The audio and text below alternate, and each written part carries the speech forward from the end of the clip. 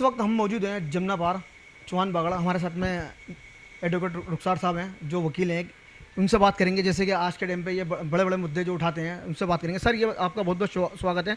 तो आप ये बताइए, जैसे कि हमारे दिल्ली में जो मीम ने पैर पसारे हैं, तो आपकी जो पार्टी है किस तरह से काम कर रही है? देखिए, पूरे हिंदुस्तान के अंदर एक सियासी खला जो मुसलमानों के लिए थी, 70 साल के इस वक्फे के अंदर आज़ादी के बाद शायद ही अब ऐसी हिंदुस्तान की कोई पार्टी हो जिस पर हमने एतबार ना किया हो और उसने हमारे एतमाद को तोड़ा ना हो। कांग्रेस से लेकर और लेटेस्ट आम आदमी पार्टी तक हमने तमाम पार्टीज़ को अपना वोट दिया, उनको सपोर्ट किया, उनसे मोहब्बत भी की। लेकिन फाइनली समझ में ये आया कि आखिर में जब दिल्ली के अंदर नॉर्थ ईस्ट के दंगे हो गए तो तमाम पिक्चर्स वाजे हो गई कि सही मायने में हर पार्टी के जो नुमाइंदे होते हैं वो पार्टी के ग़ुलाम होते हैं, चाहे वो मुस्लिम ही कैंडिडेट क्यों ना हो। जैसे 5 MLA हैं हमारे पास आम आदमी पार्टी के, लेकिन जब दिल्ली के दंगे हुए तो वो निहायत ही बेबस साबित हुए और एक असद साहब अकेले होकर भी पूरे हिंदुस्तान के हर टॉपिक के ऊपर वो बोल रहे हैं। तो इस सियासी खला को पुर करने के लिए अब मजलिस आ चुकी है और जो दीवानगी इस वक्त कौम के लड़कों में है, लड़कियों में है, बुज़ुर्गों में है, औरतों में है, वो दीवानगी इससे पहले 70 साल में किसी नेता के लिए देखी ही नहीं गई है। और फरवरी मार्च में जो इलेक्शन आने वाला है, चाहे वो यूपी में हो, दिल्ली में हो, इस बार जो नतीजे आएंगे वो नतीजे बहुत ही हैरान कुन होंगे, बहुत ही रेवोल्यूशनरी भी होंगे। सर, ये बताइए, जैसे कि अभी असद साहब यूपी में भी गए, अब दिल्ली में भी, अब दिल्ली में जैसे कि क्या आप किस तरह से मेंबरशिप में किस तरह लोगों को जोड़ेंगे, किस तरह बताएंगे आपकी पार्टी किस तरह काम कर रही है? सर, आपने सवाल ये पूछा है कि आप लोगों को किस तरह से जोड़ेंगे।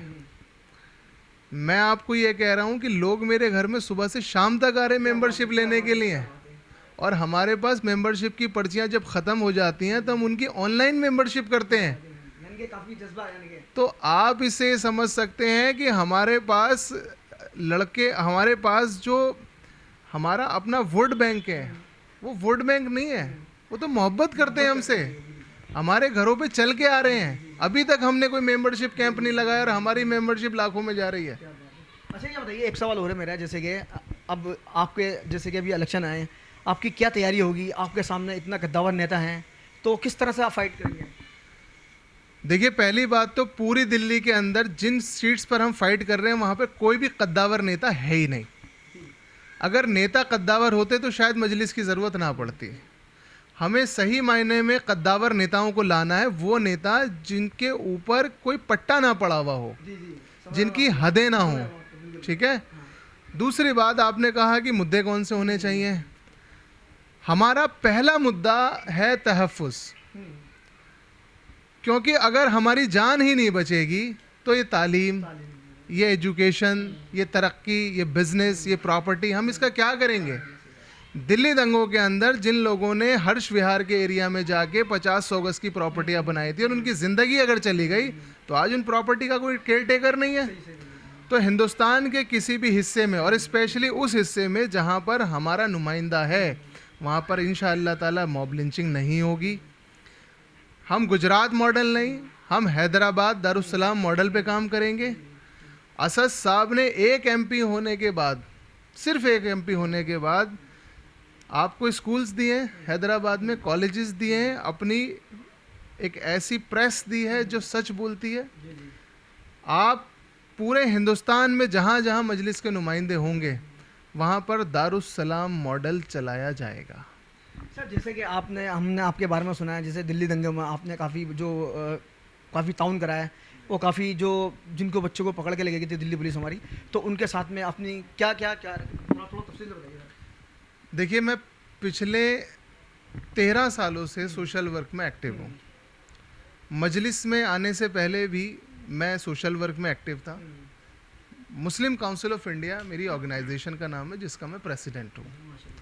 जिस वक्त में हिंदुस्तान के अंदर 4 घंटे के नोटिस पर नरेंद्र मोदी ने लॉकडाउन लगा दिया था, हमने on the very next day, वो जो अगला दिन आया था लॉकडाउन का, हमने उन लोगों के लिए जो डेली वेजर्स हैं, जो रिक्शे वाले हैं, जो रेहड़ी वाले हैं, जो रोज़ कमा के खाते हैं लोग, हमने उनके लिए पका हुआ और कच्चे राशन की हमने अपने यहाँ पर सप्लाई शुरू कर दी थी। ये मुकम्मल लॉकडाउन का सेकंड डे से लेकर लॉकडाउन के लास्ट डे तक चलता रहा। दिल्ली के अंदर 12 किचन ऐसे थे।